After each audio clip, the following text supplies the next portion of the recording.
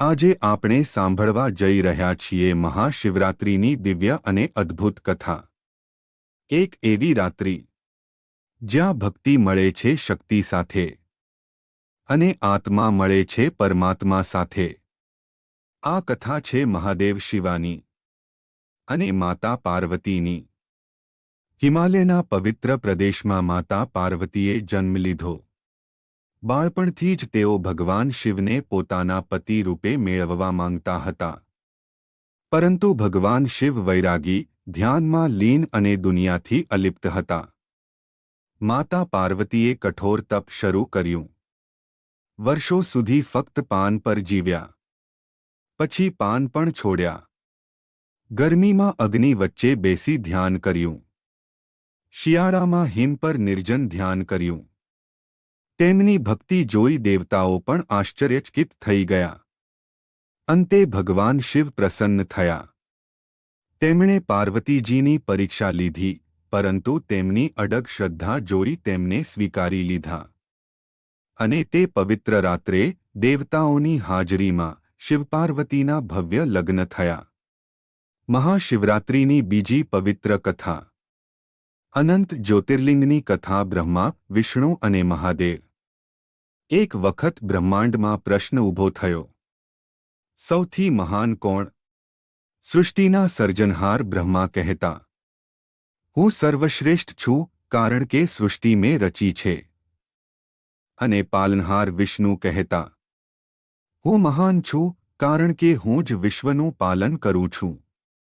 વિવાદ વધતો ગયો। દેવતાઓ ચિંતિત થઈ ગયા।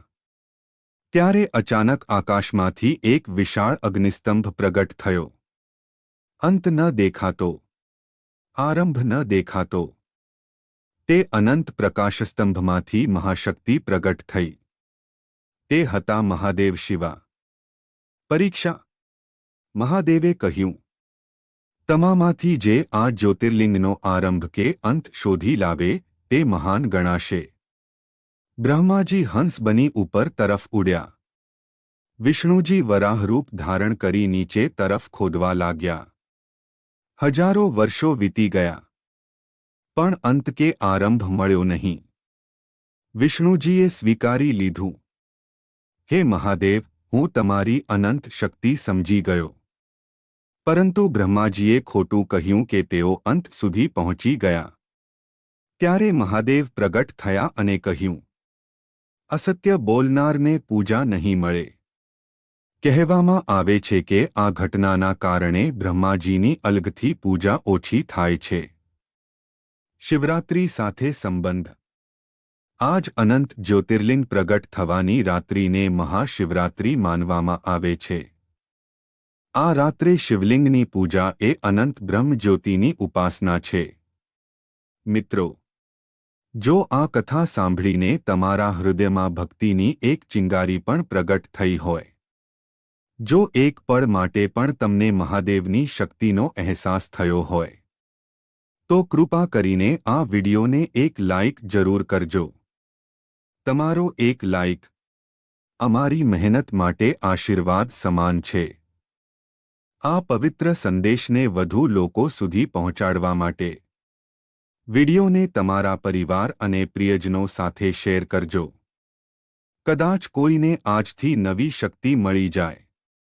અને આવી જ ભક્તિભરી કથાઓ માટે અમારા ચેનલને સબસ્ક્રાઇબ કરીને બેલ આઇકન દબાવી દેજો, જેથી ભોલેનાથની કૃપા અને આવા પવિત્ર વિડિયો તમને હંમેશા મળતા રહે। ચાલો આંખો બંધ કરીને દિલથી એક વાર બોલીએ, ઓમ નમઃ શિવાય। જય ભોલેનાથ। હર હર મહાદેવ।